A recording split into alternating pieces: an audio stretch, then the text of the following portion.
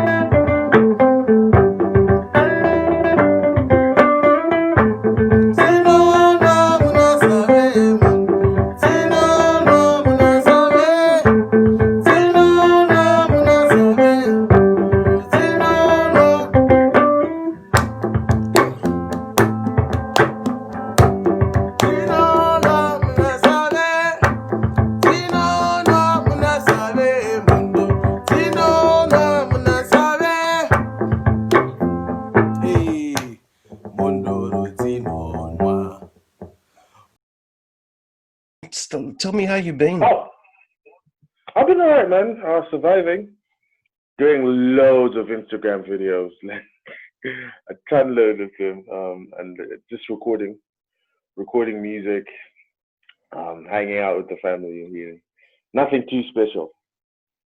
For a musician like me, we earn a living from live shows, and the fact that we can't do them right now is just it's hard on everyone. It's not just me, like everyone. I mean, there are a few artists that are making money from like live concerts with certain companies and stuff, but they're not picking us. They're not picking everyone. They're picking the commercial ones and stuff. So it's quite hard for us. But we're surviving, man. We're surviving. We're trying.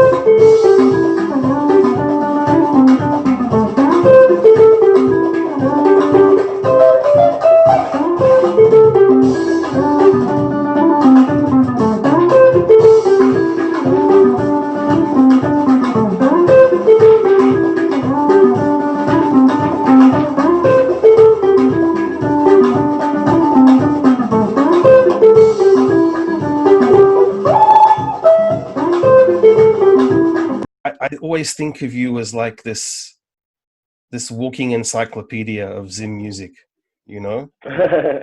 Of bliss. You because you kind of like you play your own songs, but you just have this kind of catalog of classic songs that you're known Yeah. for, you know. Hmm. So where did that come from? Like, what music did you listen to growing up? What did your parents listen to? Gosh, like we could be here all day, dude. Like I grew up on not just Zimbabwean music, like just music in general, right? My I listened to local music growing up, the Oliver Mtukudzi, Zigzag Band, Alec Macheso, lots of them, Chioniso Maraire. And then like my dad still is a huge fan of like West African music. So I grew up on a lot of Salif Keita as well, and Yusunjo, Habib Koite, Baba Mal, um, and he liked Kwela music and jazz. So I had the Jimmy Lulus and the Hugh Masegelas and the what's it called? African Township Jazz something. I've forgotten the name of that group, but they had like my dad had a little cassette, those little cassettes, African Jazz Pioneers. Yeah, African Jazz Pioneers. And they had this song, it went like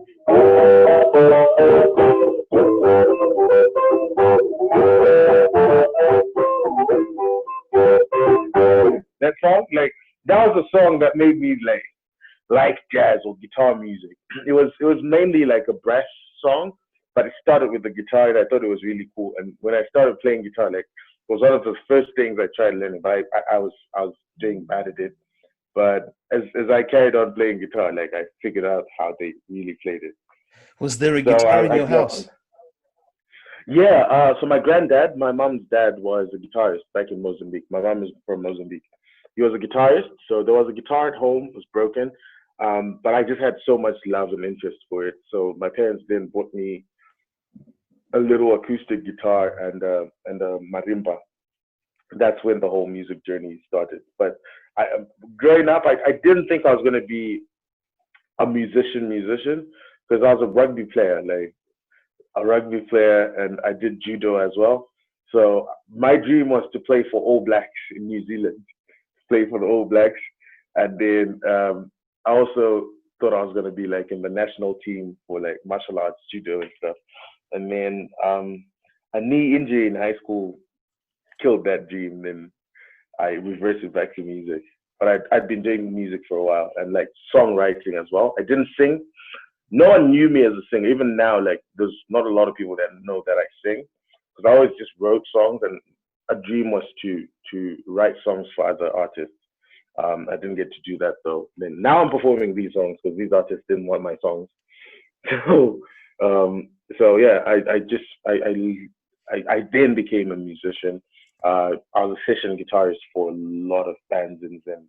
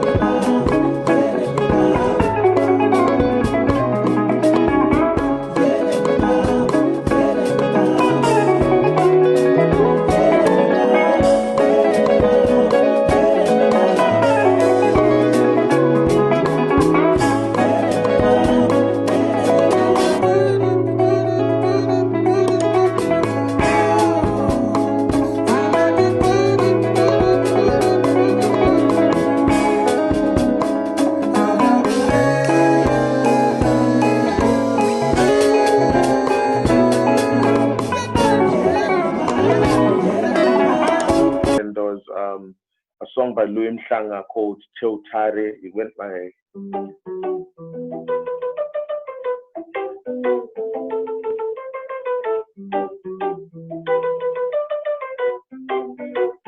one of the other songs I started learning. Like I wanted to learn the song so bad, but then like I just sucked at it, right?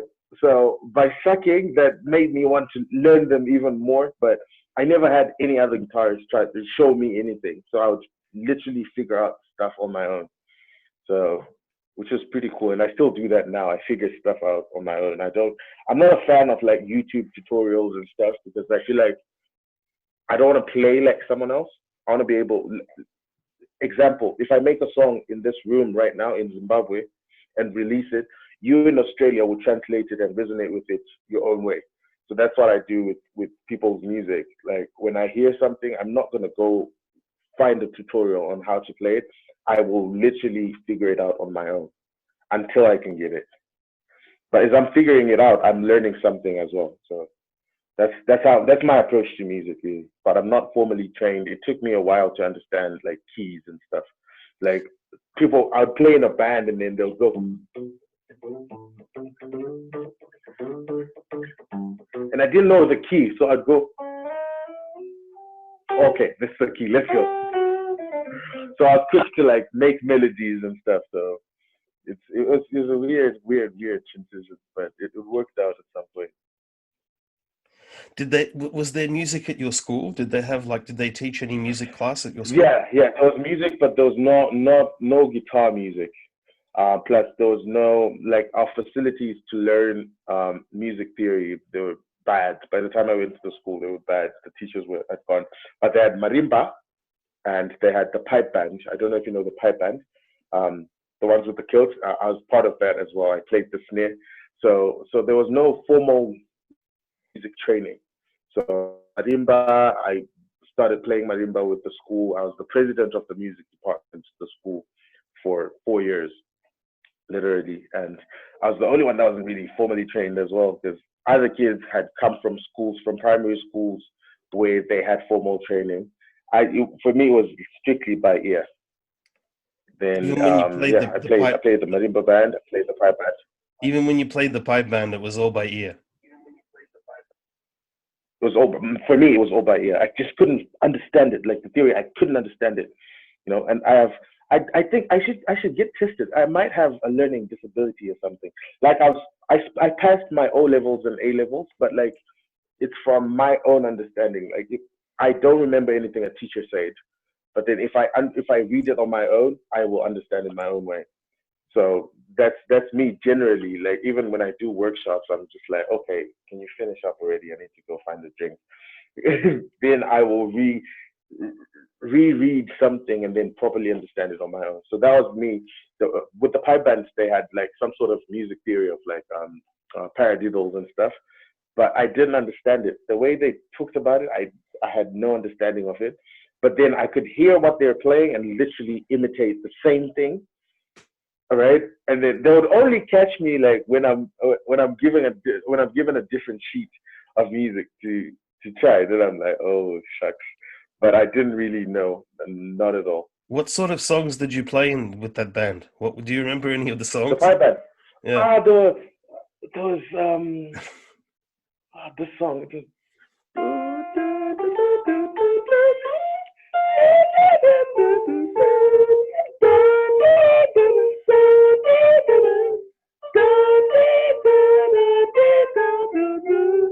some Scottish song, and then there was this one called Witchcraft. Yeah, I wish I had sticks, but so I don't really I like that's the other thing. I do remember names of songs as well, you know. So I would hear the keys and like, okay, that's that one. I remember this one time there was an assembly at school, and we were supposed to play another song, but they started the same. You know, the bagpipes, they started the same. And I started playing a totally different song.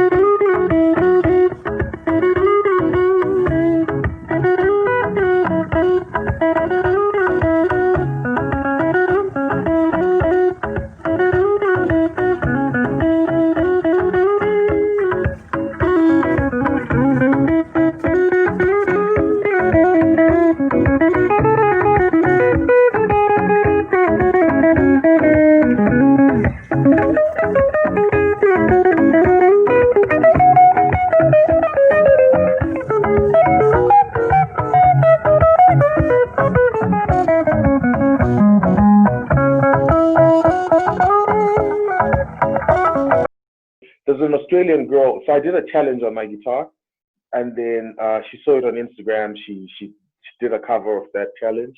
She's Australian. Her name is Isadora, and then I asked her to send me her music. Like our sounds are so they're not similar, but they're intertwined in a way.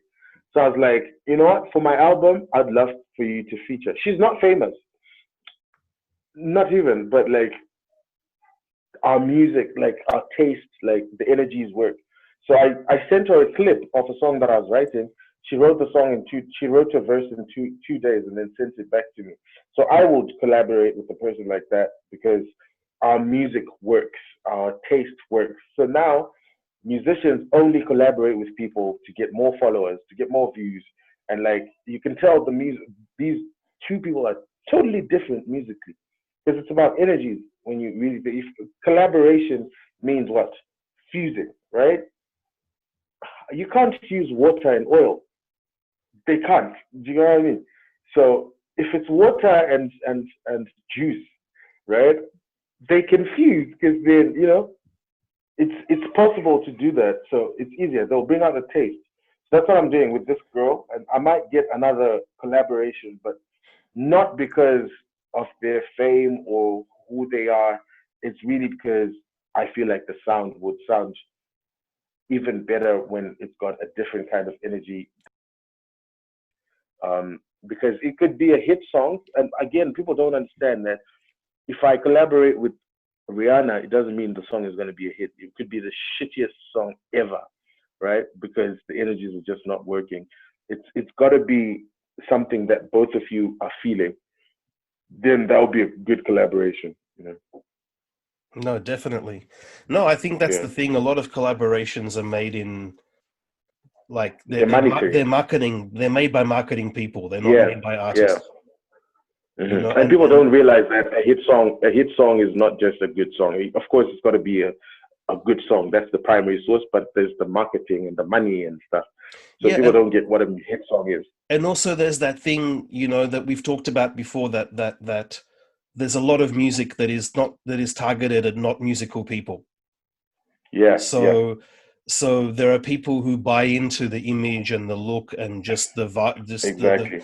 the lifestyle that a certain artist is promoting, or a certain image of whatever it is. But it's Trends, not. They're not listening to the actual music itself. They don't. Yeah. That's like the last thing that they care about. No one is invested in the music, just the music anymore. No one is. Like there's very few. It's like people like me. There's like 1 in 10,000.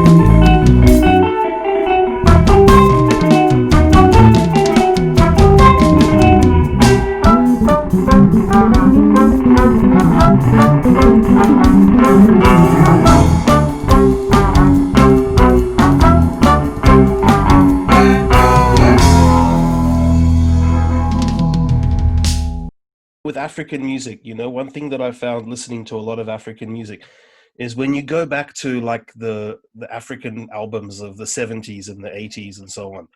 Yeah. Like, yes, the recording is old, like the actual technology, right? But the music itself doesn't date. I want to do music that I will enjoy first before I can release it into the world. Because a lot of musicians right now do not even vibe to their shit. But I like playing clean music, not because I swear a lot. You know me, Eugene. You're my friend. You're one of my best friends, actually. I swear a lot. I say fuck and shit and all these words, but I don't use them in my music because I want clean music. Do you know what I mean? I want clean music. I want music that when a parent sees their child listening to that music, they're not like, switch that off. Those energies, man. People don't understand. Like, I've had bands that have called me up to like come play for them, right? Then I've gone for the rehearsal, the first rehearsal, and the energy is not right. And this is good money, by the way, right? Like, invited for this DVD launch. Good money, bro. Like good money. I was literally going to be able to buy like a new phone and a new laptop. Like it was good money. Went for the first rehearsal. The energy was just not right. From the band to the BVs to that artist, it was just not right.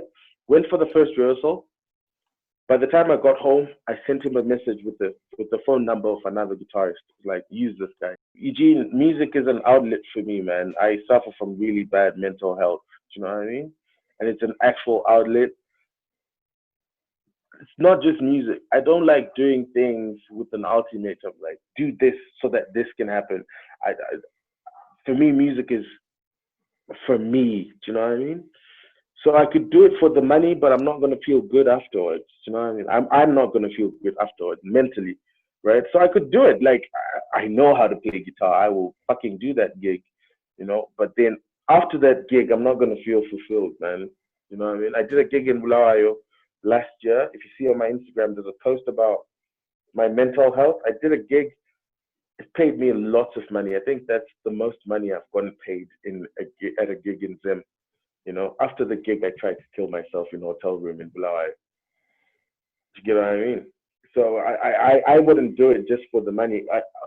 Considering right now I'm broke, bro. Like I'm broke, but I wouldn't want to just do a gig because it's going to pay me a lot. But how am I going to feel after that gig? Or how am I going to feel after doing a verse on that collaboration? You know, because it's going to be something I'm proud of in the end. So when I do these covers, I'm picking songs that literally resonate with me. Then I will do a cover of that song.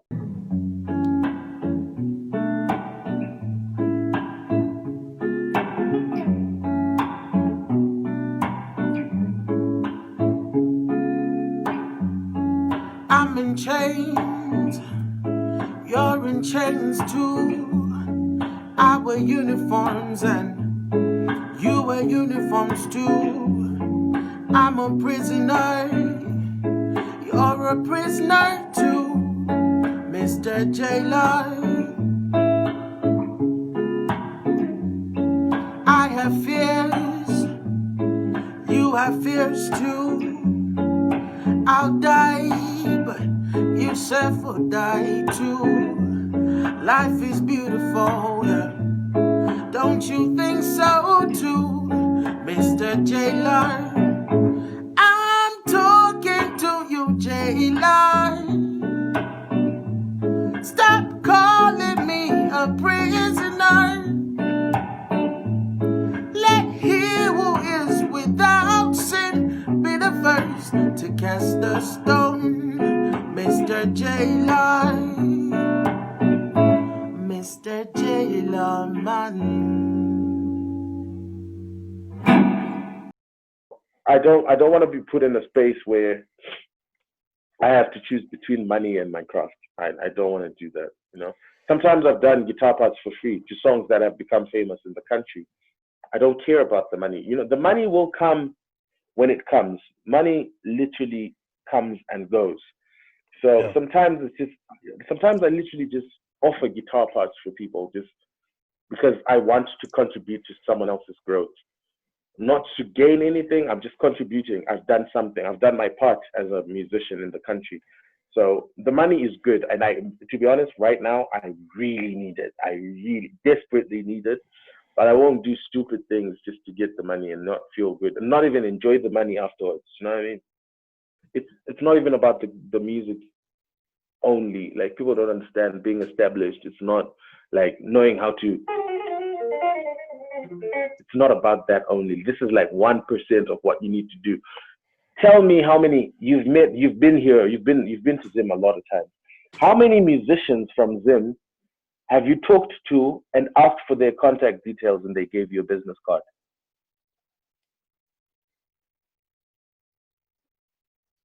I don't think any. Do you see what I mean? I've got business cards, bro. I've got business cards. Literally. I don't have business cards. You're stupid. I'm gonna design one for you. Anyway. I used to have business cards, but I'm all digital now. I'm all into the digital thing. Yeah, of course. But then I'm saying I'm at a gig, right? I'm at a gig. I'm playing a gig. I've just finished, and This rich dude comes to me and says, "Yo, I want you to play at my daughter's wedding. Can I have your number?" Going, my number is +263. That shit, people won't take you seriously. You get what I mean? It's those little things. Like, it's those little things. Like, I give business cards and I'm like, I don't talk. You've been with me at Jump Tree. I'll tell you, I don't talk business at a bar. Here's my business cards. Call me up tomorrow. Actually, let's exchange them. In case you forget, I will call you. You want to play some more before your battery dies? Yeah, I can do something. I don't even know what to play. I'll play the song that I'm going to do, This Australian Girl. It's a really boring song. It's like not going to be,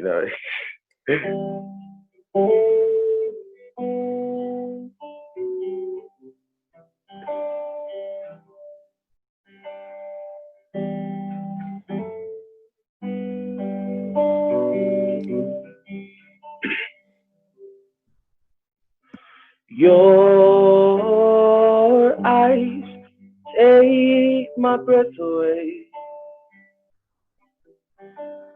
and your smile brightens up my day. I am falling for you, falling. Time will pass by slowly. Test my patience, I'm going insane. I am waiting on you, waiting. Why don't you take my hand? Why don't you take my hand and don't let go? Don't let go. Oh yo yo yo yo yo. Oh yo yo yo yo. Oh yo yo yo yo yo. Oh yo yo yo yo. Walk with me through life. Find a home inside my heart. Oh yo yo yo yo yo. Oh yo yo yo yo. Oh yo yo yo yo yo. Oh yo yo yo yo. Walk with me through life. Find a home inside my heart.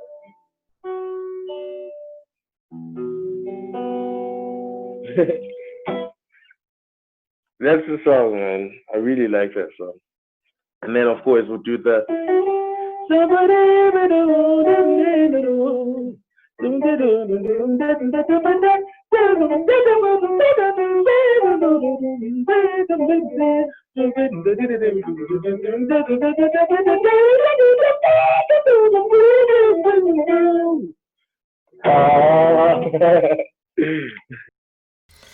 Okay, so that was it. That was the conversation with Sylent. Thank you very much for watching.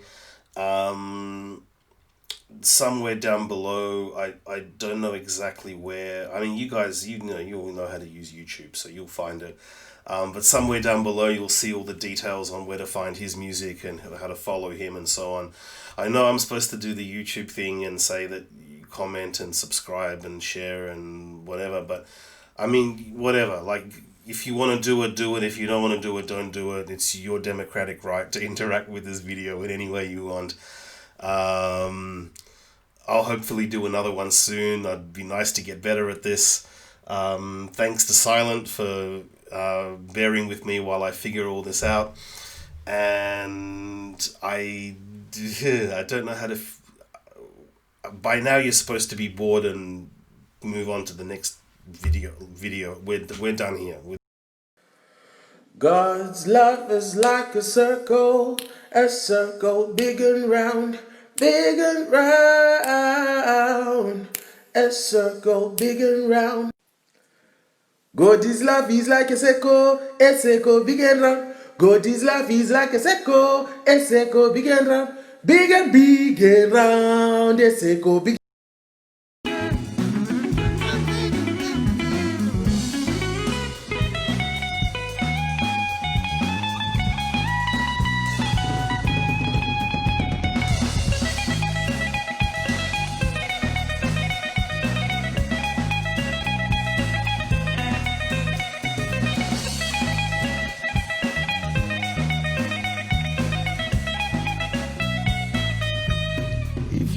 could see yourself in my eyes, there would be no doubt at all that you're so beautiful.